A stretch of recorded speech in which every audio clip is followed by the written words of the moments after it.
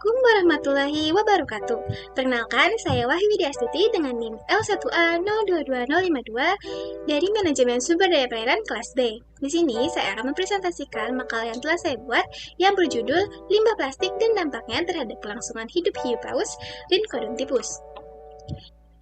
Akan ada 3 bab yang akan dibahas, yakni pendahuluan, pembahasan, dan kesimpulan. Pada bab pendahuluan ada 3 poin yang juga akan dibahas, yaitu latar belakang, rumusan masalah, dan tujuan. Yang pertama, latar belakang. Limbah plastik menjadi salah satu komponen marine debris yang perlu untuk diperhatikan lebih serius, karena limbah plastik ini merupakan limbah yang sangat sulit terurai oleh alam.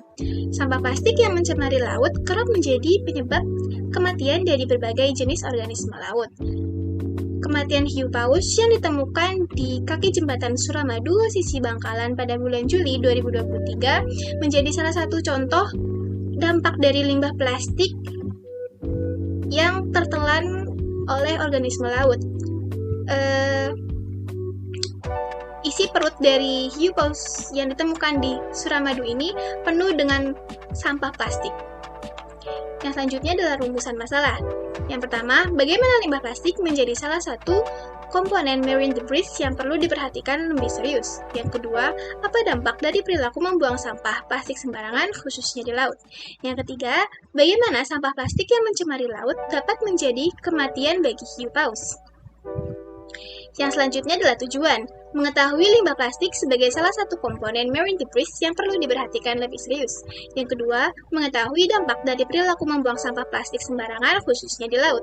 Yang ketiga, mengetahui sampah plastik yang mencemari laut dapat menjadi penyebab bagi kematian hiu paus dan kodontipus. Bab yang selanjutnya adalah pembahasan.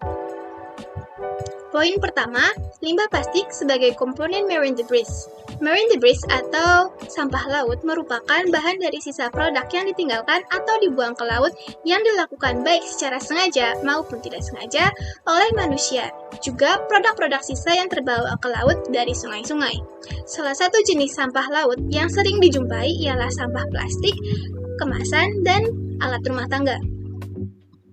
Poin selanjutnya ialah dampak perilaku membuang sampah plastik di laut. Sampah plastik yang dibuang langsung dan secara terus-menerus ke laut akan mengapung dan menetap di area permukaan laut. Hal ini akan berimbas pada kondisi ekosistem yang hidup di lingkungan sekitar yang tercemar.